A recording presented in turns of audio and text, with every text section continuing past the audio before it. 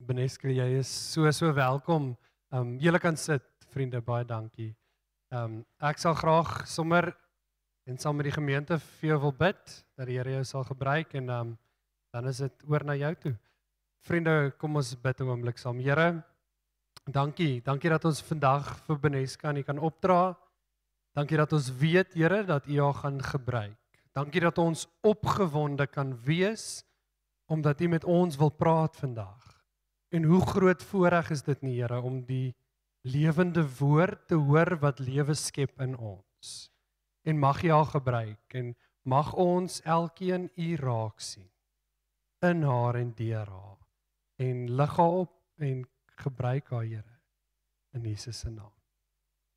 Amen. Goeiemôre, dit is my baie lekker om vanoggend hier by julle te wees. Ek het gister van Johannesburg af afgery en net weer eens besef hoe verskillend die noorde van die suide is, want ek is van Kaapstad. En ek het so gekyk na die vlaktes en natuurlik ons het die berg en die see. Hier is dit baie kouer natuurlik ook as wat dit in die Kaap is. Maar een ding wat ons in gemeen het, en ek dink nie so erg hier op die platteland nie, maar toe ek nou so uit Johannesburg uit ry, toe besef ek ons almal het taxi-bestuurders. Het ons nie? Toe daar een is wat weer so voor my injaag, toe laat dit my dink aan 'n storie sommer 'n bietjie op 'n ligter noot van 'n taxi-bestuurder en 'n predikant wat saam by die poorte van die hemel kom en Petrus verwelkom hulle en hy gee so 'n goue ketting vir die taxi-bestuurder en die predikant staan so half bietjie nader en sê, "Dis tog dink jy het nou eintlik vir die verkeerde ou dit gegee?" En Petrus kyk so, hy sê, "Nee. Toe jy op die aarde gepreek het die mense geslaap, maar toe hy gery het die mense gebid." En so ek wil ook net sommer gou bid van my kant af. Vader, dankie vir die voorreg dat ons vandag hier kan wees. Dankie vir die geur wat hier sommer net teenwoordig is, die Heilige Gees. En ek wil bid dat die volgende 3 sessies absoluut geseën sal wees. Ons gee dit vir U en ons is so absoluut in afhanklikheid, want ons weet dat U die almagtige, soewereine Heilige God is. Amen. So ek is so opgewonde ook vir Leroy. Dit is sy eerste Sondag dat hy kan sê hy is 'n amptelike pappa. Kom ons gee dit 'n applous. Dit is vir my so lekker. God het vir hulle kom teruggee wat hulle verloor het. Ek is baie opgewonde om jou storie nog 'n bietjie meer te hoor ook. So kom ek vir jou net miskien nog 'n bietjie meer vertel van die volgende paar sessies. So jy het nou gehoor, die reeks is getiteld Hy kan. Want dit is wie God is. Nou Pinkster gaan oor die Heilige Gees.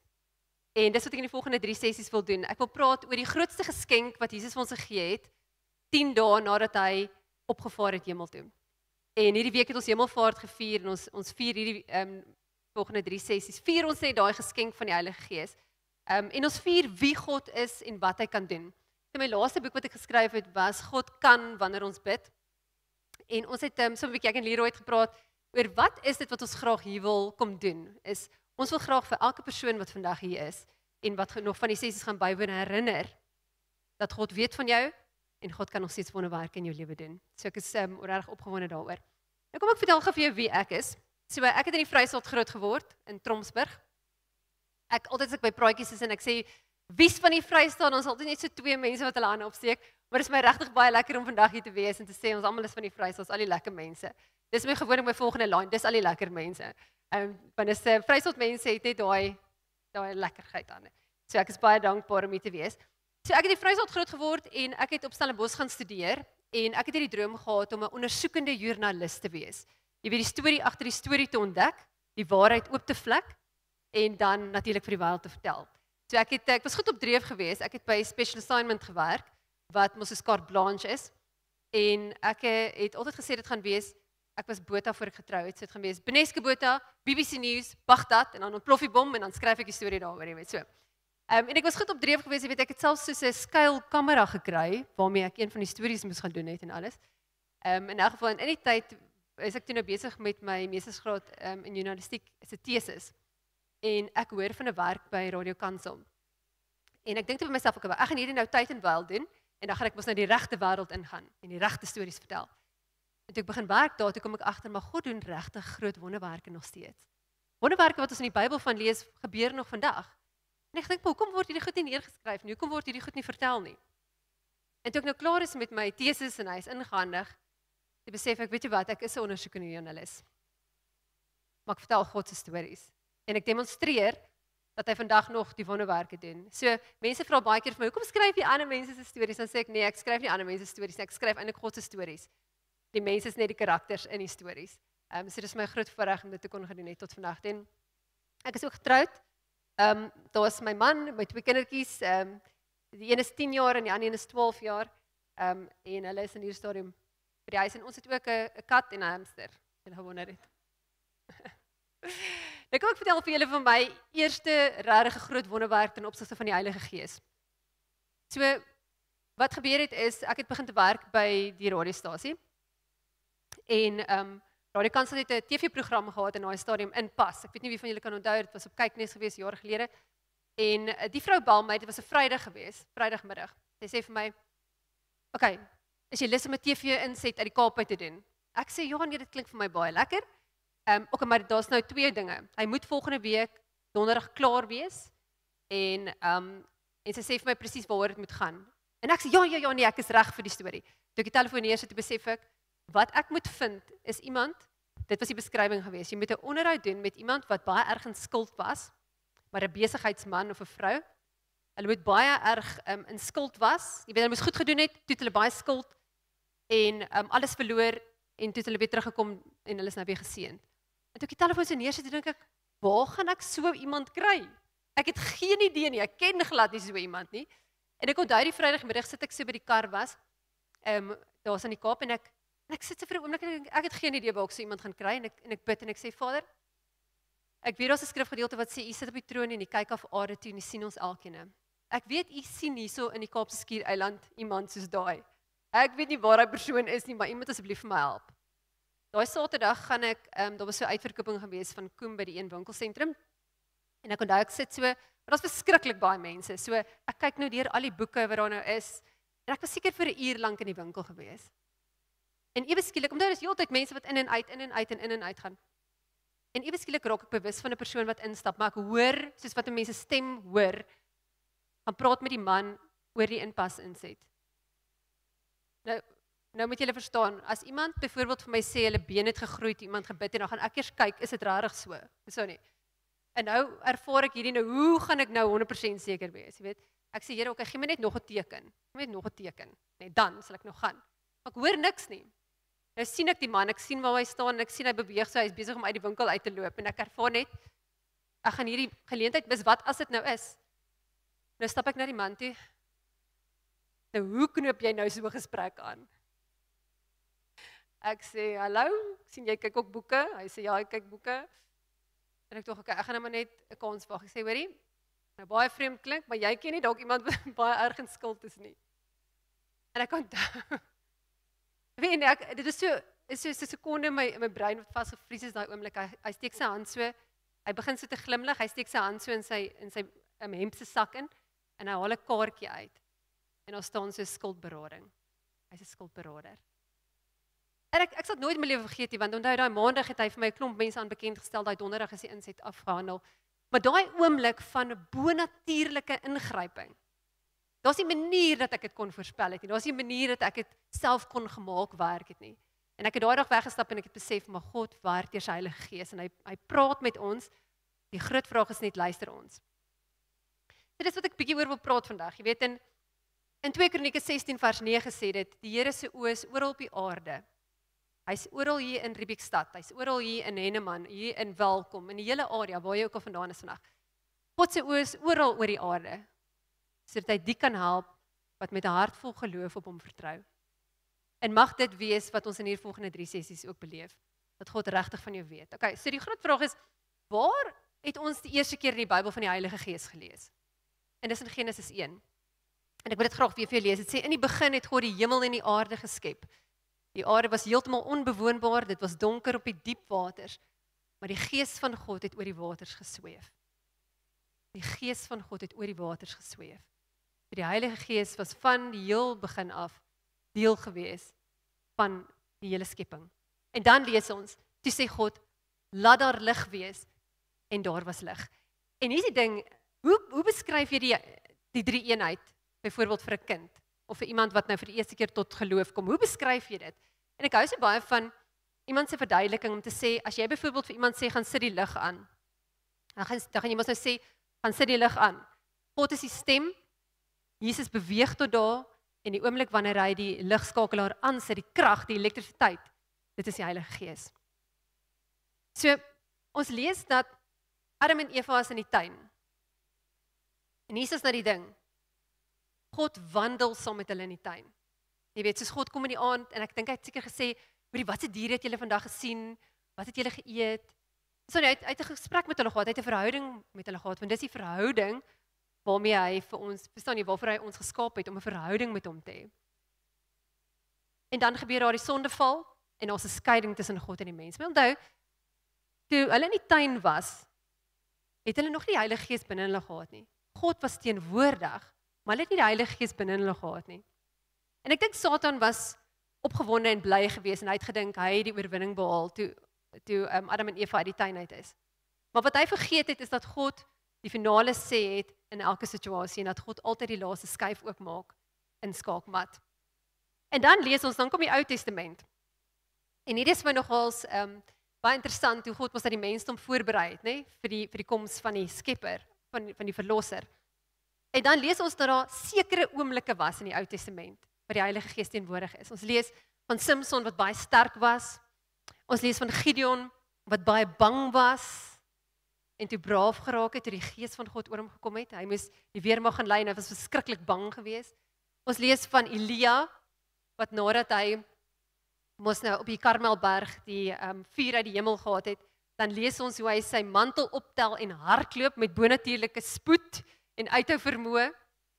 Dan lees ons van Besaliel. Weet julle wie is Besaliel? Julle het van Besaliel gehoor?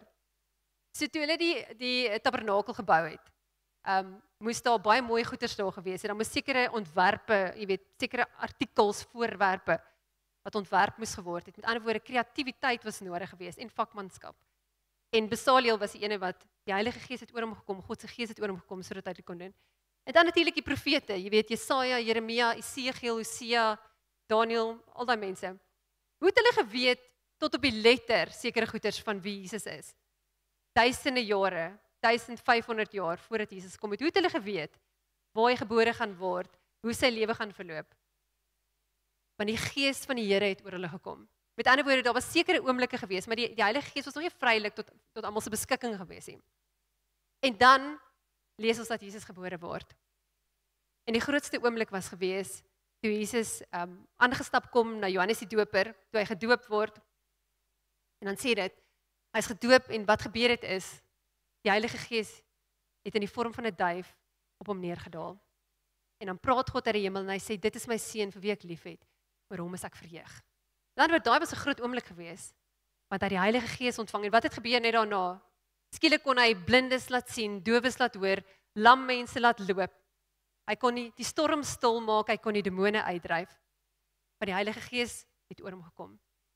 En hier is nou vir my die wonderlikste van dit is, Jesus het besef hy gaan weggaan. Hy het geweet hy gaan die kruisiging kom en hy het die disippels voorberei. Het gesê, ek gaan julle nie los soos weeskinders nie.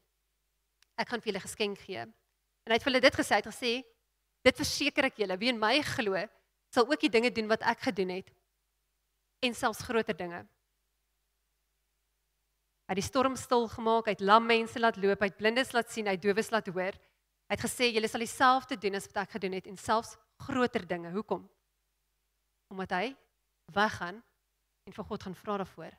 En hy sê ook, en daai is 'n belangrike gedeelte, wat julle ook al in my naam vra, sal ek doen sodat die Vader wat deur die Seun verheerlik kan word. En dan sê hy, ek sal die Vader vra en hy sal vir julle 'n ander voorspraak stuur wat vir ewig by julle sal wees. Met ander woorde, nie net by julle sal wees nie, maar ook in julle sal wees. Die Gees van die waarheid. En dan gebeur dit. 10 dae nadat Jesus opgevaar het hemel toe, sy disippels in die bokkamer, en in die vorm, hulle hoor eers die gedruis, en sê dit skielik was daar 'n geluid uit die hemel, soos 'n geweldige stormwind, en dit het die hele vertrek gevul, waar hulle gesit het. Hulle het iets soos vuur gesien, wat in tonge verdeel, en op elkeen van hulle gekom het. En dit is hoekom ons hierdie doen wat ons vandag doen. Dit is hoekom julle hier is vandag. Dit is waaroor Pinkster gaan. Ons vier die geskenk van die Heilige Gees en ons herinner mekaar. Jesus het weggegaan, maar hy het vir ons 'n trooster gestuur, hy het vir ons 'n leidsman gestuur, hy het vir ons die krag van God gegee wat dit binne in ons kan wees. En dan is die groot vraag, hoe kry jy die Heilige Gees? In Handelinge 2 vers 38 staan, bekeer julle en laat elkeen van julle gedoop word in die naam van Jesus Christus, tot vergifnis van julle sondes, en julle sal die gawe van die Heilige Gees ontvang. Ek wil net graag 'n fondasie geskep het, want ek dink dis belangrik as mens praat en mens deel stories om te weet dat elkeen van ons wat hierso sit, selfs daar heel agter, jy moet weet dat die Heilige Gees tot jou beskikking is. Hy het vir die disippels gesê, be filled with the Holy Spirit continuously. Ek sê altyd vir my kinders, continuously, elke oggend, as hulle 'n bietjie kwaad was vir mekaar, continuously. Dan word as jy opstaan in die oggend, net soos wat jy jou koffie drink. Vader, vul my met die Heilige Gees vandag. Lei my om die stem te hoor. Help my om te weet wat U my nodig het om te doen vandag. Help my om gehoorsaam te wees. Vader, gee vir my die wysheid wat ek nodig het. Goed, so ek nou vir julle 'n groot storie vertel, maar kom ek vertel vir julle 'n kleiner storie. Julle het nou gehoor, ons het 'n hamster en ons het 'n kat. Maar ons het ook in 'n stadium goudvisse gehad. Wie van julle het al goudvisse gehad vir julle kinders? Nee? Nou die ma's wat so geforseer was, jy sal goudvisse, my koop mamma. So my kind het 'n troeteldier dag gehad en ons het, ek het besef ons het in daai stadium geen troeteldiere gehad nie. En ek sê te val, wag, ek het 'n plan. Kom ons gaan gou net daar na die plek toe waar hulle die troeteldiere verkoop. En ons kom toe terug met 3 goudvisse. Nou een van die goudvisse, soos wat julle weet, leef nie noodwendig baie lank altyd nie, né? Wie van julle weet? Ja. Jy moet klaar weet as jy hulle koop, waar kry jy die vervangings ook, né? R35,99. In elk geval, ons het toe 3 gehad en die eerste een het, ek dink hy het 'n week geleef. Jy sien jy, hy swem so, dan weet jy, as hy so begin te swem, dan weet jy, hier's groot probleme. Hy gaan nie lank hou nie. In elk geval, my 2 goudvisse begin toe nou al, jy weet, 2 jaar te lewe. En ek is heel beïndruk, ek raak nogal geheg aan die goudvisse. Hulle staan daar, ek sien hulle elke dag, hulle is deel van my gesin. In elk geval, ek kom die eendag daar in die plek waar hulle staan aan en ek sien, o, genade. Een van hulle, like nou weer, nie of hy lekker swem nie. En dit is so snaaks, nee, want ek meen, dis nie asof jy 'n goudvis kan 'n drukkie gee of enigiets nie, maar vir my was dit nou 'n oomblik regtig nogal hartseer. Dit was nogal 'n storie. En ek onthou in daai oomblik, en ek mag dalk nog vir jou, maar luister nou eers die storie uit. Ek staan daar en dit is regtig asof ek so duidelik ervaar of herinner word. Vroeër daai week het ek 'n onderhoud met iemand gedoen en die ou het vir my gesê, as ons maar net geweet het wat 'n krag daarin lê om te bid in die naam van Jesus Christus, sal ons heeltemal anders bid. En ek onthou in daai oomblik is ek net so, nee, jy moenie doodgaan nie, jy weet so, en ek sit my hande so op die visbak en ek sê, Vader, in die naam van Jesus Christus, ek weet dit is nou net 'n klein goudvis, maar asseblief raak hierdie goudvis aan, genees die vis. En toe ek so afkyk, toe staan my dogtertjie was klein, sy staan so, mamma, gaan God nou die vis red?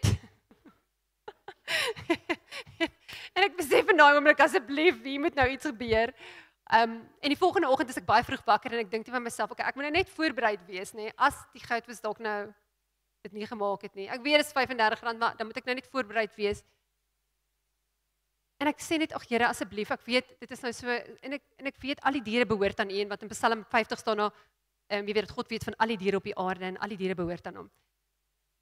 Maar asseblief wys my kind dat daar krag is, want sy het nou gehoor hierdie gebed. Nou stap ek so na die goudvis se bak toe. Ja, ek was nou voorbereid vir enige kant toe. Maar hy vis swem so, hè. En ek dink by myself, dit is so 'n klein storieetjie, maar ek wil hê jy moet hierdie storie luister, want miskien voel jy partykeer dat jy God wil vra vir iets wat te klein is. En ek wil jou net herinner dat God in die groot dinge is, maar hy's ook in die kleiner dinge. En vir alles dit kom by ons familie en veral vir ons kinders. Onthou net ons as ouers demonstreer ons geloof en wat geloof is deur die manier hoe ons wandel. Ek praat van kinders, daar's by die radiostasie waar ek werk, Radio Tygerberg in die Kaap, het ons elke jaar so 'n projek wat ons die matriekafskeid. Jy weet matriekafskeid is 'n groot ding, maar daar's baie mense wat dit kan bekostig, nê. Deesdae is dit nou nog 'n storie, nê, om matriekafskeid toe te gaan, genade. En Dan wat ons doen is ons vra die luisteraars om iemand te nomineer wat dit nie kan bekostig nie en dan gaan verras ons hulle by die skool. Dis regtig amazing met die rok en die kar en jy weet alles wat nodig is. En ons is besig om eintlik ons het eintlik die 3 mense gekies, ons het eintlik hulle klaar verras en toe het ons dit nou net ingespeel op die radio elke dag. En dis in hierdie tyd wat ek vir die eerste keer die oproep kry van ouma Annie van Atlantis. En sy sê, "Hallo Beneske, dis ouma Annie van Atlantis." Ek sê, "Môre ouma Annie." Sy sê, "Hoorie so, ek hoor julle het so lekker matriekafskeid-projek." Ek sê, "Ja nee, ons het." Sy sê, "Hoorie, ek het nou 'n klein dogter wat verskriklik graag matriekafskeid toe wil gaan, maar ons kan dit nie nou bekostig nie." Ek sê, "Ouma Annie, ag jene, dis nou so mooi. Ons wil nou graag wil gehelp het, maar ons het nou eintlik nou al klaar die wenners aangewys." Sy sê, "Nee, dis reg Beneske, maar ek wil net vir jou sê, ons vertrou die Here." Ek sê, "Nee, dis reg. Dis reg so, nê?" Volgende oggend kry ek 'n foonoproep. "Hallo Beneske, dis ouma Annie. Ek wil net hoor die Here nog nie deurgekom nie." Ek sê, "Nee, nog nie, maar dankie dat ouma weer bel. Dankie, ek het hom." En so gebeur dit. Soos vir 'n hele paar dae, elke keer as ek by my rekenaar kom, dan het ek so 'n briefie wat sê ouma Annie het net weer gebel. En dit het my so baie laat dink aan die storie wat Jesus vertel het van die weduwee wat aangehou het teruggaan en gaan vra. Jogg, nee, en ek kyk toe deur al die goede want ons het baie borge gehad wat goeders geskenk het. En ek sien nou besig om dit uit te sorteer vir die wenners. En ek kom toe agter, daar's presies genoeg want daar's nou ekstra goed wat ingekom het dat ons nog iemand kan help. En ek bel vir haar. Ja, sy sê, "Hi Beneske, maar dis mos die Here wat nou antwoord." Ek sê, "Ja, nee, dit is." En sy kom toe nou daar's 'n goeders wat sy moet kom afhaal by ons. Sy kom toe nou die ateljee toe. En sy sê, "Ek wil net gou vir jou hierdie storie vertel." Sy sê, die begin van daai jaar het hulle as gesin of hulle as gemeente het so 'n gebedsweek gehad. En dan hoe dit werk is almal jy vas en jy bid en dan het jy so 'n gebedsmuur en dan skryf jy op die muur waarvoor hulle nou vir God vertrou. En daar was 2 goed wat hulle vertrou het. Die een was gewees die kind se matriekafskeid, Tamarin se matriekafskeid. En die ander ding is Tamarin doen baie goed op skool, maar sy hulle het nie 'n manier gehad dat die kind kan gaan studeer nie want die pa het sy werk verloor en die ma het 'n klein babatjie gehad. So al wat hulle gedoen het is hulle het dit gaan skryf op die muur en hulle het voor God gaan lê as 'n gesin en gesê Vader, ons vertrou U vir hierdie. Okay. Ons het gebel met die matriekafskeid van haar drome. Sy het die papier saamgebring. 2 of 3 dae daarna het die Universiteit van Stellenbosch vir 'n brief gestuur om te sê haar kind kry 'n beurs om medies te gaan studeer. En ek het gekyk daarna en ek gedink, jy weet, God kan die onmoontlike doen.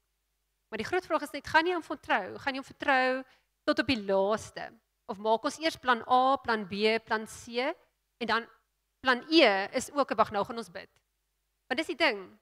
God wil hê dat ons moet ken hom in al jou weë en hy sal vir jou pad gelyk maak. Soek allereers die koninkryk van God en alles sal bygevoeg word. En dit het my so baie al dink aan situasies, want jy weet, partykeer dan voel dit vir jou asof daar storms teen jou kom. Ek het so baie gehou van julle lied wat julle vertaal het, Because He Lives. Want dis die ding, partykeer het ons nodig om te weet, ek sal opstaan vanmôre. Ek gaan opstaan vanmôre. Want dis 'n keuse, né? Partykeer is dit 'n keuse. Wie van julle het al so gevoel, "Jesus, ek weet nie of ek kan opstaan nie. Ek weet nie waar is hierdie vonk jou oop toe maak." En ek wil hê jy moet dink aan jou lewe, jou eie lewe. Miskien voel dit vir jou ook daar's 'n storm wat aankom en aangerol kom. Wil jy met vir 'n oomblik vir jouself vra, hoe wil jy met hierdie situasie verander? Hoe wil jy met dit lyk? Onthou wat Jesus gesê het. Hy het gesê, ek los julle nie as weeskinders nie. Ek gaan vir God vra om die gees van waarheid vir julle te gee.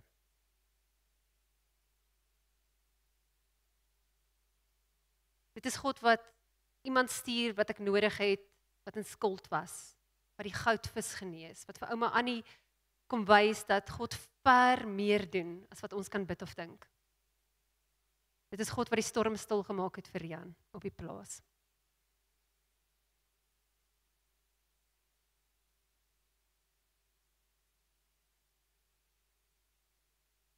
Vader, ek weet dat U elke persoon sien, U weet van elke uitdaging wat nou miskien ook soos 'n reus voor van die persone hier so vanoggend. Dit voel soos 'n reus wat blaas in 'n mens se nek en dit steel jou vreugde en dit steel jou vrede. Maar Vader, dankie dat ek weet dat U groter is as dit. En ek wil U loof en prys vir die wete dat ons daai spesifieke ding na U toe kan bring vanoggend en kom neersit voor U.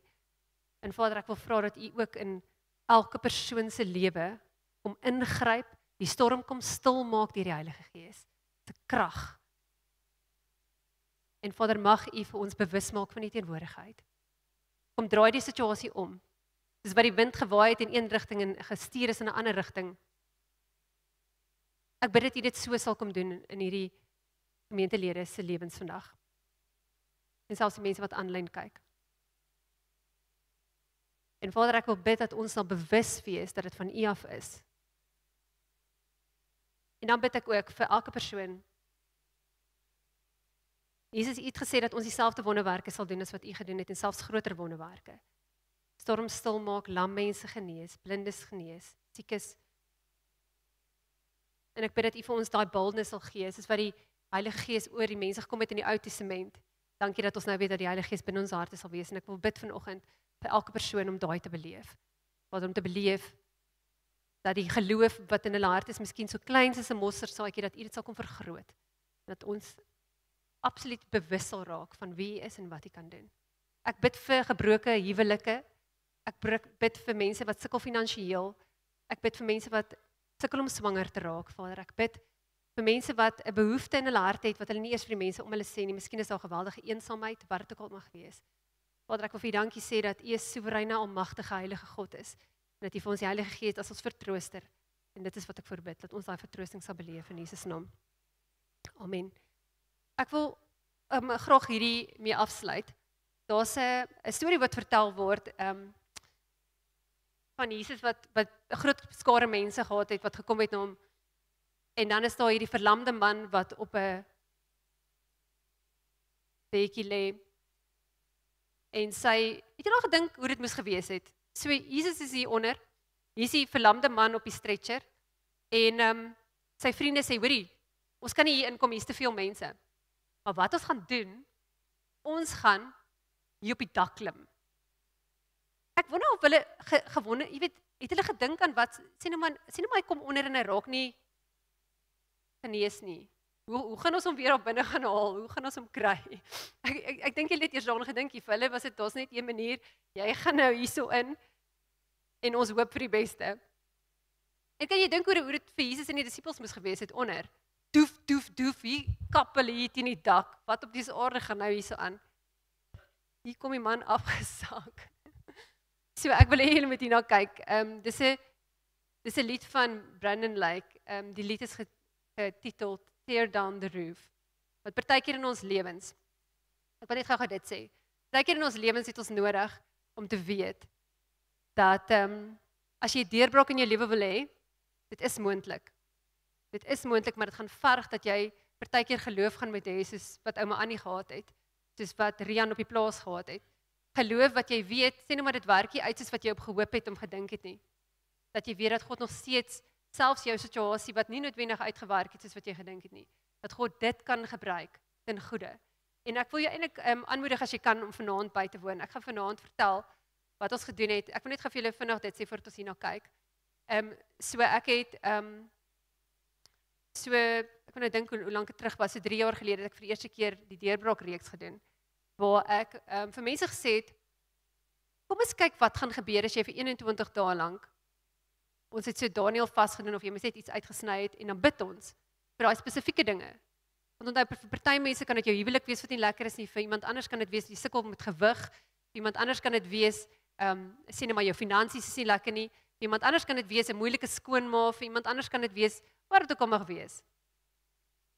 Want ons almal het daai dingetjie. Daai dingetjie wat jy nou nog gesien het, jy jou oë toegemaak het miskien dalk. So wat sal gebeur as jy dit nog God toe vat? En mense reg deur die land en reg deur die wêreld het deelgeneem. So vanaand wil ek actually met jou 'n paar van daai getuienisse deel. So as jy iemand is wat regtig 'n deurbraak in jou lewe begeer, wil ek jou aanmoedig, ek weet dit is koud, ek weet dit raak baie koud as dit donker raak hier in die Vrystaat, maar probeer om vanaand hier te wees. Dit gaan regtig besonder wees. So ek wil hiermee afsluit.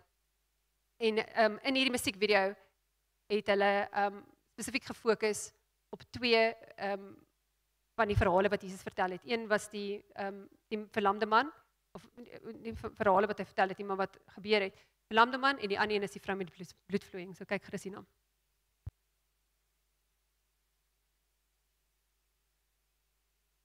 Dieselfde Heilige Gees wat Jesus uit die dood uit opgewek het, woon en werk in ons elkeen. Alles wat ons in die gebed vra, as ons dit glo dat ons dit reeds ontvang het, dan sal dit so wees. En Jesus het gesê,